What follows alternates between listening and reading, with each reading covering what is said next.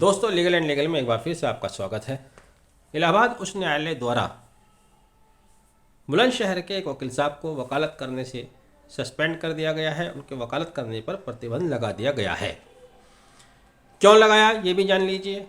कहा जा रहा है कि वकील साहब ने बुलंदशहर ज़िले की एक अदालत में महिला जज साहिबा के साथ मिसबिहेवियर किया, अपशब्द का प्रयोग किया, जिसकी वजह से इलाहाबाद उच्च न्यायालय ने सो मोटो फाइल करते हुए वकील साहब के ऊपर अगली सुनवाई तक उत्तर प्रदेश के अंदर किसी भी अदालत में हाजिर होने से उनके ऊपर पाबंदी लगा दी है। अब वकील साहब अगली सुनवाई तक किसी भी अदालत में, उत्तर प्रदेश की किसी भी अदालत में हाजिर नहीं हो पाएंगे, यानी कि वकालत नहीं कर पाएंगे। इलाहाबाद उच्च न्यायालय से सवाल बहुत से हैं, लेकिन एक मुख्य सवाल, पहला तो आप ये समझ लीजिएगा कि इलाहाबाद उच्च न्यायालय द्वारा सो मोटो फाइल किया गया है। अब सो मोटो सफ्त संज्ञान इलाहाबाद उच्च न्यायालय के संज्ञान में आया कैसे? आगे ये भी कहा जा रहा है कि महिला जज द्वारा खुद इलाहाबाद उच्च न्यायालय के संज्ञान में ये घटना लाई गई। जब ये घटना उनके संज्ञान में ला दी गई तो फिर सो मोटो किस तरह से हुआ? या तो शिकायत की शक्ल में होना चाहिए था, बहरहाल उनको शिकायत की शक्ल में नहीं आई। उच्च न्यायालय ने सो मोटो फाइल किया है। सवाल से पहले एक फैक्ट की बात, तथ्य की बात यह है कि यदि किसी अधिवक्ता महोदय ने किसी जज के साथ, वो भी लेडी जज के साथ कोई मिसबिहेवियर किया है तो ये निंदनीय है, नहीं किया जाना चाहिए, किसी भी सूरत में स्वीकार करने योग्य नहीं है। लेकिन इलाहाबाद उच्च न्यायालय द्वारा उसकी इतनी कड़ी सज़ा देना वकील साहब को कि वो पूरे उत्तर प्रदेश में कहीं भी वकालत नहीं कर पाएंगे, ये कुछ शायद ज़्यादा हो गया। यहाँ सवाल ये भी पैदा होता है कि ये इस तरह के मामले, हालांकि दुर्भाग्यपूर्ण मामले हैं, बहुत इक्का दुक्का आते हैं, लेकिन जो वकील रोज़ाना अदालतों को फेस कर रहे हैं, अदालतों के सामने गिड़गिड़ाते हैं, अपनी बात लेकर जाते हैं, रोज़ाना किसी न किसी अदालत में किसी न किसी वकील साहब को जजों द्वारा किए जाने वाले मिसबिहेवियर को भी फेस करना पड़ता है।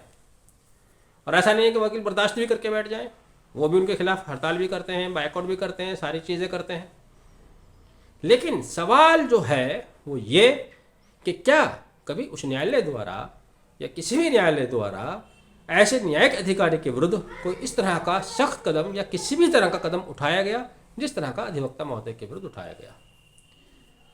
इलाहाबाद उच्च न्यायालय ने इलाहाबाद रूल्स का हवाला देते हुए कार्रवाई की है।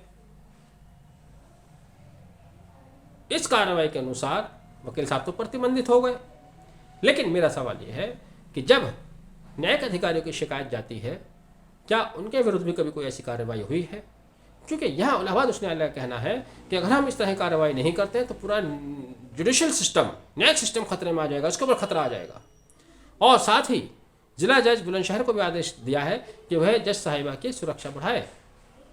अब वकील लोग जाते हैं, वकालत करते हैं, आर्गूमेंट करते हैं, आर्गूमेंट में बहुत सारी ऐसी बातें हो जाती हैं जो सीधे सीधे न किसी न्यायिक अधिकारी से संबंधित होती हैं, न वकीलों की एक दूसरे से संबंधित होती हैं, केस से संबंधित होती हैं, उसमें कुछ हाइपर भी कभी कभी हो जाते हैं। तो क्या उसका इतना सीरियस नोट लेना चाहिए था? अब लिया गया है तो क्या इसका अर्थ ये मान लिया जाए कि बार अब पहले जैसी ताकत नहीं रखती, वो कमज़ोर हो रही हैं? कुल मिलाकर इस तरह की चीज़ें होना ही गलत है। वकील साहब को भी संयम बरतना चाहिए, जब न्यायालय में जाए बहुत शालीनता से अपनी बात कहनी चाहिए, ये घटनाएं नहीं होनी चाहिए। लेकिन इसके पलट में जिस तरह का निर्णय इलाहाबाद उच्च न्यायालय द्वारा लिया गया है, प्रतिबंधित किया गया है, यह भी मैं समझता हूँ कि कुछ ज़रूरत से ज़्यादा ही सख्त है। बहरहाल आपने वीडियो आखिर तक देखा, thank you, have a nice day.